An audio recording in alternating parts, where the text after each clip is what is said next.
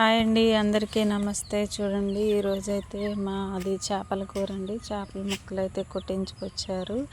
వీటిని అయితే నేను ఉప్పు పసుపు వేసి నీట్గా కడిగేస్తున్నాను. చూడండి ఫ్రెండ్స్, తెల్లగా వచ్చేస్తున్నాయి అన్నమాట. ఉప్పు పసుపు వేసుకుంటే ఇంకా నీట్గా ఉంటాయి. కూర చేపల పులుసు పెడదామని చెప్పి ముక్కల్ని నీట్గా వాటర్లో వేసి కడిగేస్తున్నాను. ఈ కడిగేసుకున్న ముక్కల్ని అయితే ఉప్పు కారం పసుపు వేసి పెట్టేసుకున్నాను. ఒక గంట సేపు పెట్టుకున్నాను అన్నమాట. బాగా ఉప్పు కారం అంతా పడుతుంది కదా ముక్కలకి. పట్టిన తర్వాత నేనైతే చేపల కూరలో టమాటాలు కూడా వేసి వండుకుంటాను అన్నమాట. టమాటా ముక్కలు ముందు వేసి వేయించితే టమాటా ముక్క అంతా మగ్గిపోతుంది.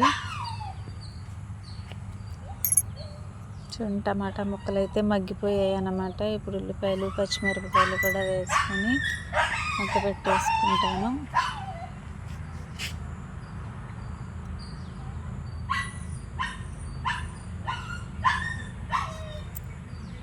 చూడండి ఫ్రెండ్స్, ఎలా ఉన్నాయి. ఇవి కూడా మగ్గిపోయాయి అన్నమాట. అల్లం వెల్లుల్లి పేస్ట్ కూడా వేసేసాను.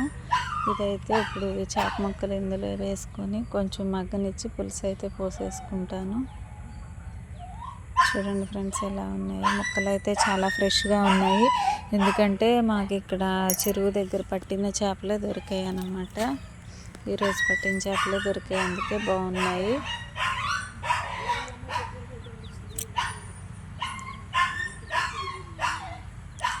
చూడండి ఫ్రెండ్స్, కూర అయితే మగ్గిపోయింది. పులుసు కూడా అంతా మగ్గిపోయింది అన్నమాట. చూడండి, కూర అయితే చాలా బాగా వచ్చింది.